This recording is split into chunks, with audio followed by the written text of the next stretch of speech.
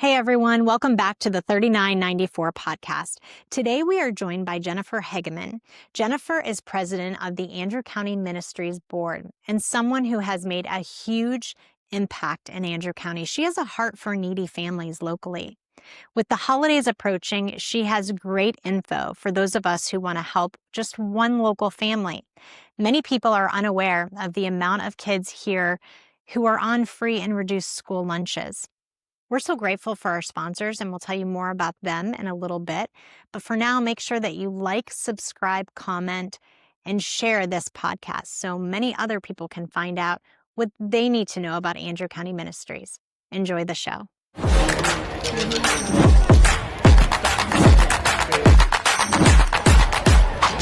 Jennifer, thanks for being with us today. Glad to be here. I appreciate your time. So as I understand it, I hear about Andrew County Ministries all the time. I'm sure we all do, but it's not something that you guys necessarily like to advocate for, come out and be so public about, because it is a ministry and it is something that you guys are doing in the shadows. But why was it important to come today? Well, I think it's important to know that all the things that Andrew County Ministries accomplishes is really the result of all the area churches coming together and wanting to help other individuals who struggle with poverty. And so we're a nonprofit organization that really coordinates all those charitable efforts made by the churches to make sure that there's not duplication, and just to make it more successful, more widespread. And so really all of our success is due to the community's generosity in terms of their time committed to volunteering, their financial support. Without that, we couldn't do all the things we do. And we do so many different things. It's not just the food pantry or and backpack buddies and Christmas adopt a family program. It's not just those things. We do so many other things as well. And so, yeah, it's really quite an amazing organization, and I'm proud to be part of it. Well, thank you for your service on the board. How many members are on your board? Oh, that's a good question. I wasn't prepared for that one. I think there's about 9. I believe that's correct. Representing churches across. Right. We try to keep as many churches involved as possible. So we have Savannah United Methodist, First Christian, Hope United Church of Christ, St. Rose of Lima, the Baptist Church. Fillmore is represented. We try to keep everybody involved because that way they feel a part of all these missions that we're doing on their behalf. Well, we've obviously heard about the food pantry probably the most, and I would say second, Backpack Buddies. But around Christmas time in this holiday season, we want to learn a little bit about your Christmas program and what you do for those families. Okay, so starting on November 4th through December 9th, we're accepting registrations from families that find that they're struggling a little bit during the holidays. So they can call and make a registration appointment starting on October 30th. They come in, the family representative comes in with a list of wanted items for the children, along with their clothing sizes and their color preferences. And we get that information from them. And when families or organizations call wanting to adopt a family, we can assign them a family, give them these wish lists, give them the contact information for that family representative so that the family that's doing the adopting can reach out and make that connection, set up a date and time to deliver the gifts. And we usually ask the families who are adopting to also include all the ingredients for a nice Christmas meal. So yeah, that's really the bottom line. There's a phone number on our website. Website's very easy to remember, andrewcountyministries.com, because all of our programs are described on the website. So if somebody needs help with their utilities, paying for overdue electric, water, or gas bills. We can help with that once a year. So all the contact information is on the website. And your partnership with Second Harvest really can't go unnoticed. I mean, they pull a truck up, is it every week? Every month they come out with a large truck filled with allocation, and that actually doesn't cost us anything. That is Second Harvest, and kudos to them for helping all of us little counties and getting that food out. Your volunteers, I didn't ask you about your volunteers. Oh my goodness! Without our volunteers, I remember when I got on the board 4 years ago. I was sitting in a meeting and I was thinking, I found my people. Because it doesn't matter if you're a board member or you're working at the pantry or in the pantry garden or registering people for Adopt a Family or shopping for children.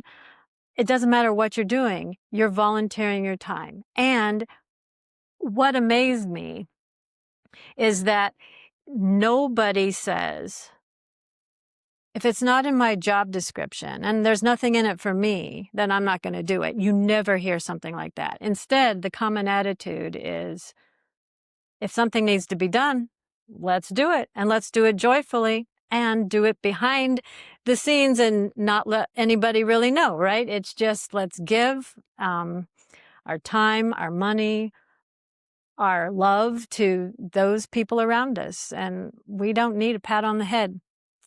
So yeah, I found my people. That was not what I saw when I was working full time. A lot of times it was the other attitude. And so, yeah, I'm proud to be a part of it. Well, the Christmas program is something really near and dear to my heart because I was a hungry kid growing up, and I was able to benefit when the local food bank was able to bring a box at Christmas time and to bring gifts. And so this is something, just talking to you, that just melts my heart, of course. But it's interesting to hear almost how easy it is to be a family that will adopt another family. Great to hear that. Sounds like it's super easy to do. And maybe the one thing that families can do during the holiday season, showing their kids it's good to give back, showing their kids there's Right. other kids that are hungry or that have needs during this time. And you said that you can give gifts, right, to these families. And so I'm sure that's very impactful to those kiddos. And it's kind of sad in one way that, like last year we had 82 families register, and there were still 27 families at the end of the registration period that were not adopted. And so in that instance, then Andrew County Ministries adopts those families. And there were 44 children in those 27 families that would not have had Christmas without Andrew County Ministries providing those gifts. And then we provide them food vouchers. We don't actually go get the food for the families, but we give them food vouchers so they can go get their own. But we do try to get several items on their wish lists along with some clothes so that they too can experience a little bit of joy during that time of year. It's amazing to hear you say that. 27 families who would have gone without because they didn't have an adoptee. And Right. What's crazy about that is, if people knew, if I knew, if our family knew and was educated that there was 27 families who didn't have really Christmas, really have food during the holidays, man, we would have adopted a family, right? And Exactly. so the reason why we're doing this podcast today in this episode is to make sure that people know there is something that you can do. If you're looking for something to do in Andrew County, this is it. This is it. And really, all the churches come together to support this cause. So it's not like maybe the churches have their own list. You guys really try to. The entire county. And it is for Andrew County residents and their families. It's not outside of Andrew County. It's not Buchanan County. It's Andrew County. Do you have a success story of a family that was able to get back on their feet, or that you guys know of that you really look back on that and say that's a win? That makes it all worth it.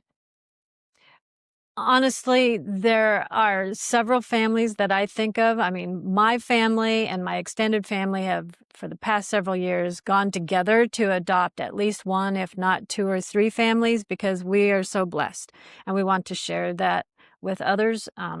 So every time we've delivered to one of those families, it's just a really uplifting experience for us. Because we've lifted someone else up and brought them a little bit of joy. And so anybody who participates and adopts a family, I think, will experience that same sense of joy. The problem with the system is, though, that we have to adopt by December 9th because we then have to go shop for those that are unadopted. So if you have any feelings you want to adopt, you want to do it as early as possible in the season because by the end of the day, December 9th, we're shopping for the people that did not get adopted. And that's another thing. They're not just families with children. We also adopt seniors who don't have any family. That way they too can experience a little bit of Christmas joy.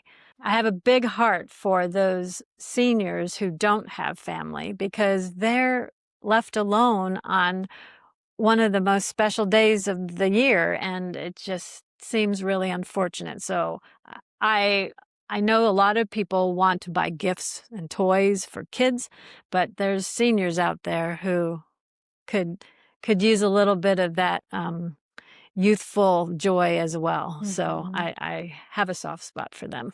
I love that. That's such a good message.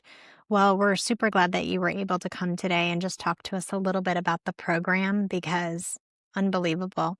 And before we go today, would you be able to just tell us a little bit about your story? Did you grow up in Andrew County? No, actually, 28 years ago, I met a country boy who was a dairy farmer. And I was a city girl through and through and set up on a blind date. I was told that he was a dairy farmer, and I just looked at my soon-to-be brother-in-law and said, I have no idea what that means. And it turned out that it was a blessing. I raised my children in Andrew County, and I think they're all doing well, and I wouldn't have had it any other way. So and you guys continue to stay. What makes you stay and not, oh my goodness, relocate elsewhere? it's home, right? I mean, we don't dairy anymore. We don't have our own animals anymore, but we still crop farm. And I taught at Missouri Western State University for 30 years and retired from there. And this is my home. So. Well, I thank you so much, Jennifer, for coming to talk with us today. We appreciate it. Thank you. All right. Well, that's a wrap on this week's show. Thank you for listening today. Please like, share, comment, and subscribe. And thanks to our sponsors, Sweet Storage Greater Than Financial, Edward Jones, Gina's Cafe, NCMC, and United Fiber. We can't forget the Bunker Club as well. Check out their websites down below in the show notes and visit their businesses. These are great sponsors of this podcast. We appreciate everyone's support and thank you for liking and sharing this podcast.